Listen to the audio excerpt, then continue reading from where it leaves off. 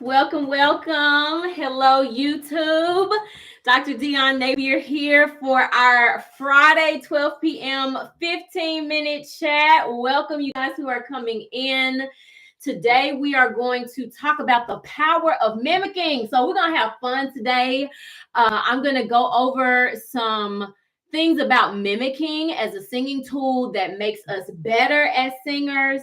And then I'm going to do a mimicking demonstration so you can see how this feels and how it works. Okay, I'm not giving y'all stuff to do that I'm not doing myself. So I just want to share some of that with you guys today. So welcome to you all who are live. If you could drop in the chat where you are from, that would be great. Where you're calling in from. Get a sip of water. That would be amazing. If you don't want to, that's all right too. That is all right. So, all right, I'm only going to be on here 15 minutes, so I'm going to go ahead and hop in. So today, talking about the power of mimicking. So first of all, what is mimicking? Okay, mimicking is the art and skill of copying sound. Just in general, that's what mimicking is. And it actually goes beyond music. So think about kids, right? Little kids, when they're learning a language, they mimic or imitate their parents, because that's what they hear talking, right? So this is a skill that we pick up from childhood. Y'all know that as I'm learning and talking about more of this contemporary style singing, my approach is using primal sounds, pre-programmed, built-in human sounds, things from our childhood, things that we used to do kind of unconsciously to help us connect with this natural commercial kind of sound. Okay, so again, mimicking takes us back to when we were kids, just mimicking fire trucks, mimicking sirens, woo, woo, woo, woo, right? Mimicking any my little boy mimics car engines, right? It's all of that kid, that free stuff that we used to do. Okay, so another definition of mimicking is that it's the ability to sing or speak like another person. Okay, so how does mimicking make us better as singers? I know, coming from a classical background, and even you all that are commercial singers, you don't want to sound like somebody else. Mimicking can sound like, that's against the rules. But mimicking, when used as a tool, right, is very powerful. And here's how it makes you a better singer. There are three ways, okay? So the first way is that it provides a pathway to playful exploration with your voice, okay? Mimicking, it provides a pathway to playful exploration with your voice, and it gets you out of your head, okay? Especially for us classically trained singers, we don't have a lot of space and room to play around with classical music. Classical music is pretty much set in stone. You follow the music, and there's not a lot of leeway to be, creative or to improv or things like that. I know some of the later eras, it gives you a little bit more freedom, but typically with classical music, you're pretty bound to what's on the written page, okay? But when we're mimicking, we become more of an actor and less of a singer, okay? So this can take the pressure off of us to have to perform, because no, it's not about my voice. It's not about how I sound. I am just acting. I am imitating. I am copying what I am hearing. Okay. So it provides a place for you to just play without the pressure of needing to perform. Okay. That's the first way that that mimicking makes you a better singer. The second way mimicking makes you a better singer is because it helps you to discover areas of your range, your vocal range, that you might think are off limits. Okay, so again, especially us classically trained singers and also commercial singers, I'm gonna go from both sides.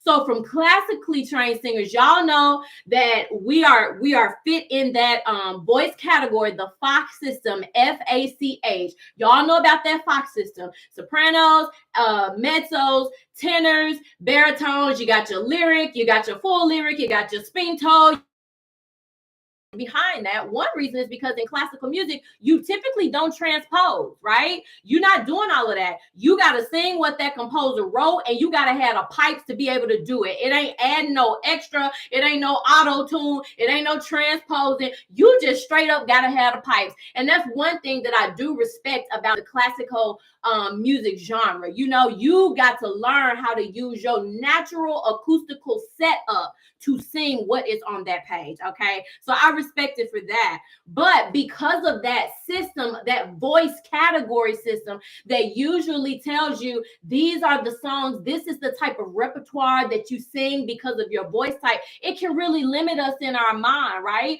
So we'll think that, oh, okay, I'm a soprano or I'm a mezzo, so I can only sing this rep. I can't sing this rep. But in contemporary music, because you can transpose, like you can sing whatever. Like we're breaking the limits and breaking the boxes, okay? And so here's an example of that, just practical application. So if you are, let's say, a mezzo soprano or an alto, okay, and you think that you don't have a high, you know, you can't hit higher notes because you're a mezzo. Think about this. When you see a little baby, and my coach brought this up to me, and I'm like, this is brilliant. When you see a little baby, right, and you go up to a baby, what's your natural reaction?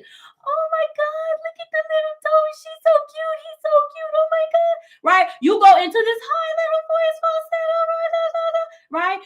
That is singable. If you can mimic up there, you can sing up there. Okay. So again, we're breaking the boxes. Let's go the other way. So for higher voices, especially and that's for guys too, not just mezzos, but also for men. Go talking up in the little, when you're talking to a little baby, right? You make your voice really, really light because you don't want to startle the baby. You can do that. Okay. Other way around. So if it's for higher female voices who think they do, a lot of times we think we don't have a chest voice anymore, right? So think about this, especially if you're a mom or if you've ever been a caretaker, had little children in your care, right? And let's say that they cutting up just means misbehaving, okay? If they're misbehaving in public or something, what do? You may get down on their level and say, if I have to tell you one more time to sit down and be quiet. What is that? That's in my chest voice, right? It's the same thing. So if you can speak down there to get a little child's butt in line, you can sing down there, okay? So I just want y'all to be free. I hate limitations, you know what I mean? And I just want us to be free. So when we discover parts of our range that we thought were off limits, what that does is that it boosts our confidence, right? It makes us more excited about singing again. Like I can access those notes. I didn't think I had that, but yes, I can. So let's see what songs I can sing to really beef that up and really, perform up there. So it can really be exciting. Okay. So that's the second way that mimicking can make your voice. I'm sorry, I'm losing my train of thought. That's the second way that mimicking can make you a better singer. Okay. And then the third reason is that you listen to other styles you want to learn and you borrow those style tools and put them in your own artistic toolbox. Okay. So when we're mimicking, we are picking up style elements from different genres that we probably wouldn't usually sing in. But what it's doing is giving us more choices so that when we go to sing, we can not sing exactly like the person we're mimicking, but because we have done that mimicking work, we have style tools that we can apply in the context of the songs that we're singing, okay? So these are tools that help us tell more compelling stories. They help us connect with our audience and things like that. Welcome, Carrie. Welcome. Okay, so let's talk about elements of style, some style tools that you can incorporate. And then I'm going to do a mimicking demo with Chris Stapleton singing the national anthem. I'm going to do a little demo. Okay. So style elements, there are many, but they can include mixed voice. Okay. I talk a lot about mixed voice. Mixed voice is a technique as well as a style tool. Okay. Vibrato is a style tool. Vocal fry, that's that, right? Also breathiness in the sound. Right? That's a style tool. Cry, right? Style tool. Dynamics, right? Loud and soft. Dynamics. Runs and rips. Y'all know what those are. Slides and scoops. Y'all know what those are. And then unique pronunciation. All right. So those are some style elements that you can pull and you can play around with when you are mimicking. Okay. So I'm about to do a demonstration of Chris Stapleton singing the national anthem. So why did I pick Chris Stapleton? One, because this performance of the national anthem was so very moving to me. I am not impressed by a lot of vocalists, you know what I'm saying? But this performance, I mean, I watched this over and over and over and over. It was such a superb example of just unique voice, authenticity, right? He wasn't trying to sound like nobody. That was purely him. I love the artistry of it. And so also I picked it because it is totally left field from anything that I would really sing in this style. So Stapleton, of course, is country. He's got some blues kind of effect in his sound. Like, I don't like blues. I grew up hearing blues because I grew up in a Black church and my daddy is a musician, but I don't really like blues. I do like country, okay? And then two, coming from being a coloratura soprano, singing Glitter and Be Gay, singing Blanchard's aria from Abduction from the Seraglio, right? Singing this high soprano stuff, hitting E6s and stuff, then to come all the way down to sing in a male range in my chest voice and applying these vocal effects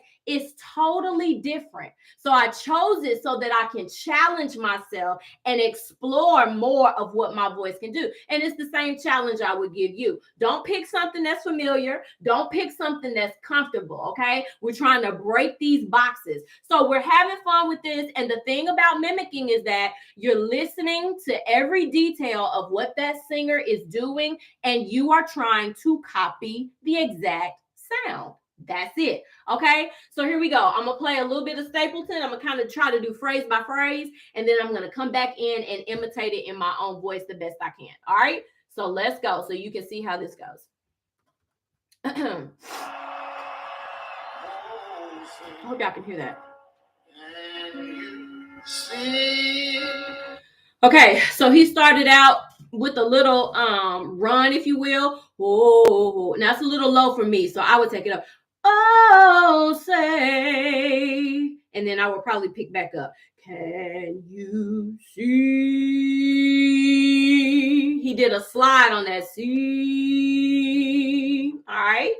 And again, do what you can do in your voice. I'm imitating a man. I don't have that low extension like a male, so I just do octave displacement. I put it up in my voice where I can do it comfortably, and I keep going. Again, this is exploration. Okay, let's keep going.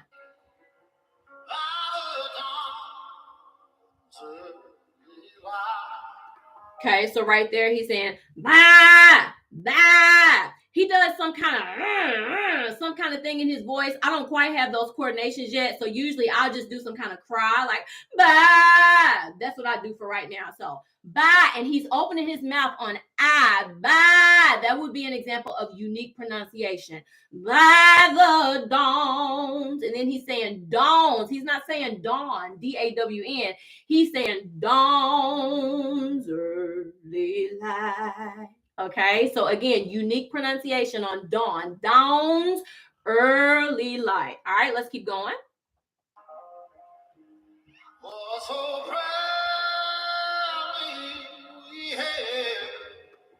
Okay, so again, a little run. Was so proudly we held. Again, this bluesy kind of quality. So you hear these slides and you hear these scoops and you hear this unique pronunciation. Okay, let's keep going.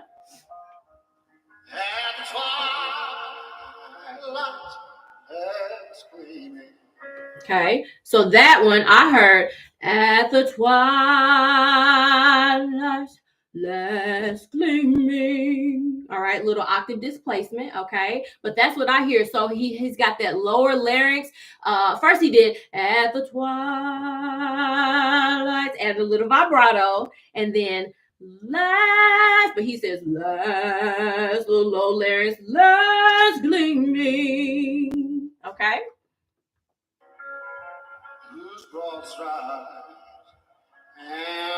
I'll just do sections because we're running out of time. Same thing, slide.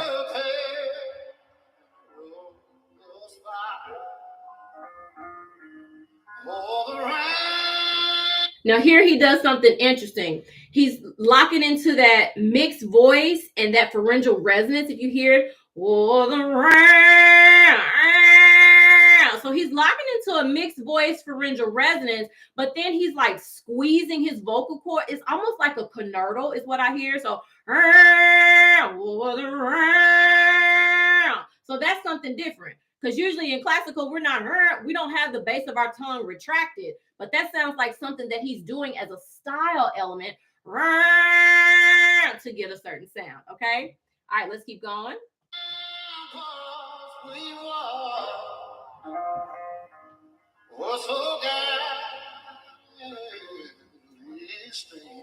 Now y'all know we can't skip that. All right, that was like a perfect gospel. Oh my God, perfect run. So he did a little run right there. So I have to sing it up. So was so gallantly streaming, something like that. I'll try it again. We're so gallantly streaming. All right, let's keep going.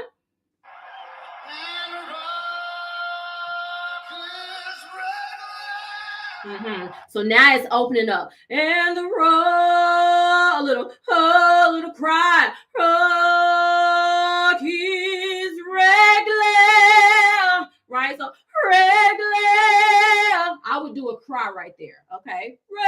Because he's doing that thing again, and I don't quite have that yet. So I would do a cry, regular. All right, let's keep going.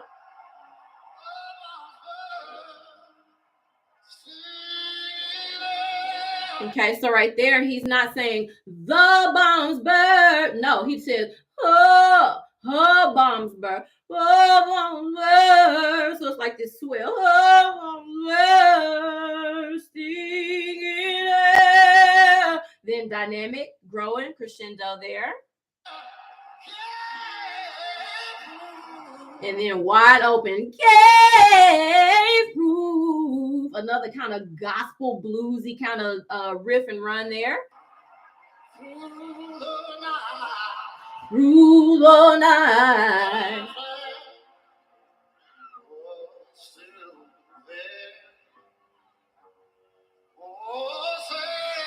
Okay, another run. Whoa, save. And one thing, if you watch this on YouTube, he's barely opening his mouth. Barely opening his mouth. And this reminds me of like family members that I had like sitting on the porch in the summertime with a cigarette hanging out of their mouth, like mumbling, you know what I mean? Like that's that blues country, like that's that style. So I love that he's barely opening his mouth. It's very speech like. Okay, so oh, say does that star. I'll keep going so you can hear him first.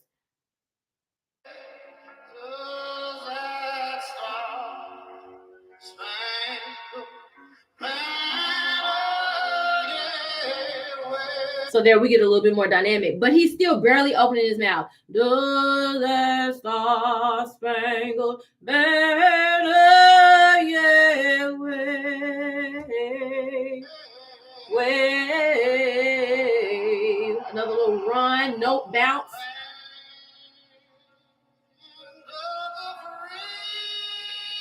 So right there we get a belty mix. Or the land of the free. So he's really leaning into that pharyngeal resonance. Free. Okay.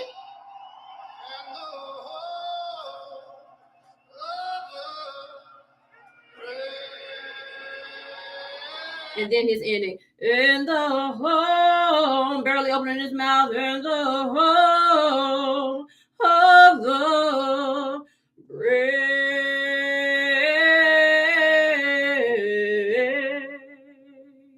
And then he kind of does it breathy and vibrato on the end, okay? So that's an example of mimicking. Guys, let it feel clunky, okay? Give yourself grace and space to experiment with these sounds that you don't usually make. Don't take yourself too seriously, okay? I didn't match this perfectly. This is a work in progress. I'm learning how to do this too, just like I encourage y'all to learn. Okay. So I hope that this example was helpful. It took us a little bit longer, but I hope that this was helpful for you. You can feel free to drop questions or comments in the chat. Those of you who watch the replay, you can DM me Mix on Instagram if you are interested in my 4-week Mixed Belt online course that is launching again October the 19th. So you can click the link in my bio on Instagram, or you can message me over there. You can message Mix. Welcome to y'all who are joining. I'm done now. But anyway, that is mimicking work. So I'll be back next week with another live. You guys have a great weekend. I'll talk to you soon. Bye-bye.